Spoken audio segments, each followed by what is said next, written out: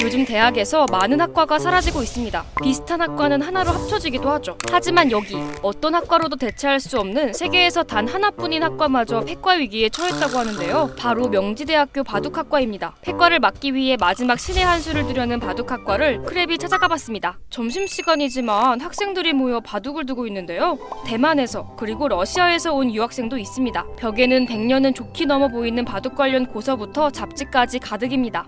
도대체 바둑학과에선 무엇을 배우는지 궁금해져 강의실로 살짝 들어가 봤는데요. 또 바둑입니다.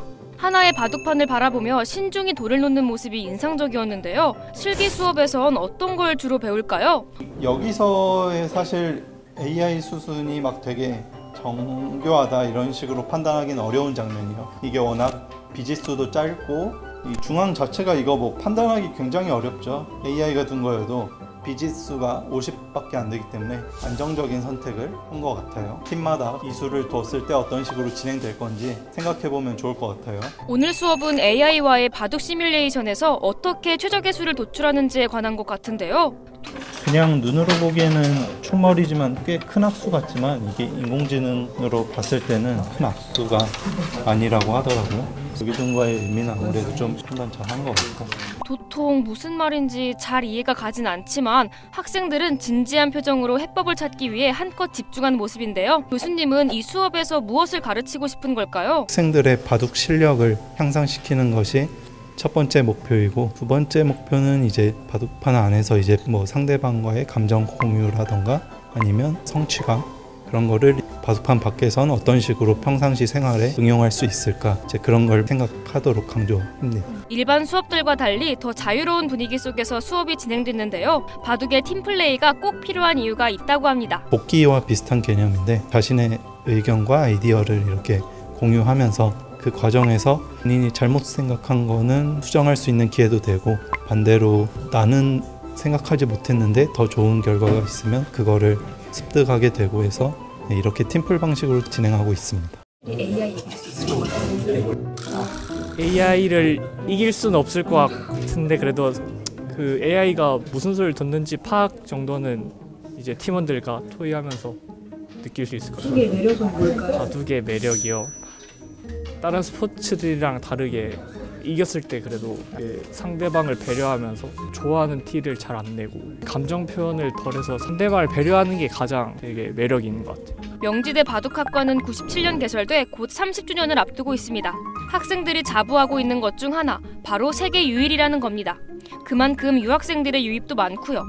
하지만 폐과라는 미래를 앞두고 있는데 그 시작은 2022년 겨울이었다고 합니다. 22년도에 명지재단 예산 이슈 때문에 바둑학과가 폐과 얘기가 그때 처음 나왔었고요. 학교 쪽에 여러 질문서를 넣어서 폐과 반대 시위 활동을 했었는데, 내용은 미래융합대학교로 마인드스포츠 학과로 이전을 하자라는 게 학교 측 의견이었고요. 저희 쪽에서는 그걸 반대를 했었고, 반대를 한 이유는 미래융합대학교는 30세 이상이거나 특성화고를 졸업하고 산업체에 3년 이상 재직한 인원들만 입학할 수 있는 학교입니다. 20대들이 학교를 들어오기 때문에 반대를 했었고, 그러면은 폐과를 진행을 할 수밖에 없다가 학교 측 의견이었어요. 올해 3월 초에 대학혁신 지원 사업이라고 학교 쪽에다가 정부에서 지원을 주는 사업인데, 그 사업을 진행하는 과정에서 저희 학과가 이제 폐과 처리가 됐습니다. 학생들 입장에서는 납득할 수 없는 폐과 결정. TF를 꾸려 학생들과 프로기사에게 서명을 요청하고 탄원서를 제출하기도 했습니다.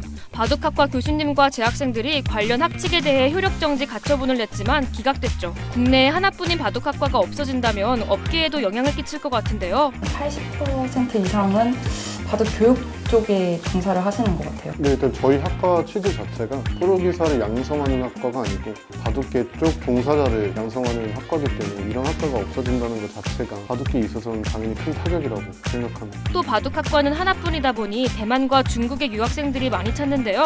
바둑과 관련해 논문을 작성하며 석사, 박사를 딸 수 있는 곳은 이 학과가 유일한 거죠. 이런 바둑학과의 폐과가 결정되자 한 사이버 대학교에서 새롭게 바둑학과를 개설한다고도 밝혔는데요. 아직 모집 요강을 공개하진 않았지만 학생들 입장에선 의아할 따름입니다. 제가 20학번인데 제가 코로나 학번이라 가지고 한 2년 동안은 학교의 대면 수업이 아니고 온라인 강의를 통해서 제가 2학년까지 마쳤거든요. 대면을 통해서 배우는 것과 사이버로 배우는 것은 확실히 다르다고 생각을 해요. 정도도 당연히 다르고 수업의 질이라든지 내용적인 부분에서도 굉장히 다르다고 생각을 해서 또 우리나라의 하나뿐인 바둑중학교와 바둑고등학교에도 영향을 끼칠 텐데요. 이들 중 대부분은 바둑학과 진학이 목표라고 합니다. 처음에 바둑고등학교를 들어가려는 목적 자체가 저는 바둑학과 진학을 위해서 들어간다고 생각을 하고, 사실 그런 이유가 없다면 굳이 왜 바둑고등학교를 바둑고 입장에서는 정말 막막한 상황이긴 합니다.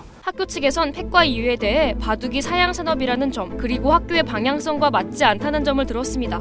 과연 정말일까요? 바둑중학교, 고등학교가 이제 2015년부터 계속 운영이 되고 있는 상황이어서 젊은 층의 수요 감소 때문에 저희가 신입생을 모집을 못하게 될 가능성은 사실 거의 없다고 보시면 되거든요. 시장 축소도 작년에 대한바둑협회에서 조사한 바에 의하면 청년층 인구도 거의 20%가까이 된다라는 것이기 때문에 그 정도가 즐기고 있다고 하면 그거 자체가 인구가 적어서 문제가 되는 그런 분야는 아니라고 생각을 하고요.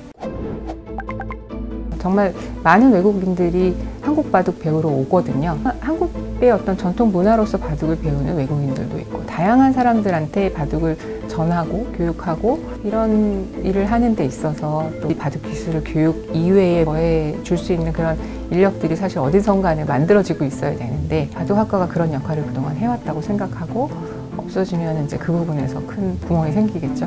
한국 바둑계를 위해서도 바둑학과가 이대로 그냥 없어지는 것은 큰 손실이라고 생각을 하고요. 폐과라는 험난한 국면에 접어든 미생들의 간절한 바람은 이뤄질 수 있을까요? 여러분의 생각을 댓글로 남겨주세요.